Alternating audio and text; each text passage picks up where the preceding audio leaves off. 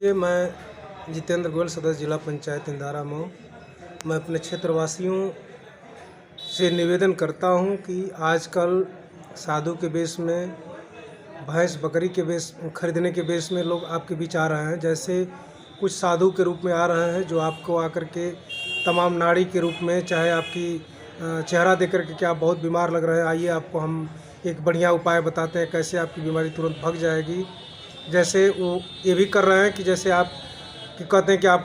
हाथ पैर फैलाइए, और जैसे इस देश की महिलाएं बहुत ही इन सब चीज़ों में आगे रहती हैं, पाखंड के रूप में आगे रहती हैं। उनको चूँकि ज्ञान नहीं रहता कि इसका क्या मतलब होगा। सीधी सादी भोली भाली महिलाएं होती हैं, माताएं बहनें होती हैं, जिनको वो देखते ही कहते हैं कि नहीं आप तो बहुत बीमार लग रही है, आपके ऊपर बहुत तकलीफ़ है, आपके ऊपर देवी देवताओं का प्रकोप है। तो इससे बचने के लिए तुरंत तो थोड़ा अपने अंदर भावुकता आ जाता है उनके अंदर। तो उससे उपाय पूछते हैं कि अच्छा बाबा बताइए कैसे मैं इससे दूर होऊंगा। तो इसी बात को लेकर के कहते हैं कि ठीक है, आप अपना हाथ फैलाइए और उस हाथ में अपने कान का एक जो सोने का आप पहने उसको निकाल के रखिए, और मैं उसमें जैसे आप रखें कि मुट्ठी बांधेगी तो मैं सारा सिस्टम आपको बता दूंगा कहाँ से कौन आपको परेशान कर रहा है, कौन हैरान कर रहा है। भावुकता में आकर के सीधी सादी महिलाएं उनके मकड़जाल में फंस जाती हैं और कान का निकाल करके अपने हाथ में पोटली बना करके रखती हैं, और पोटली बना कर रखने के बाद वो सारा सिस्टम बताते जाते हैं। बताने के बाद ये भी कहते हैं कि इसको 2 दिन के बाद इस पोटली को खोलना है, इसको अपने घर में सुरक्षित रख दीजिएगा, 2 दिन के बाद खोलेंगी तो आपका कल्याण हो जाएगा। लेकिन जो ही वो हाथ में पोटली रखने की बात करते हैं उसी समय वो थोड़ा सा, चूँकि सीधी सादी महिलाएं समझ नहीं पाती हैं, और ये अपनी पोटली को उसमें रख देते हैं और उस पोटली को अपने पास रख लेते हैं।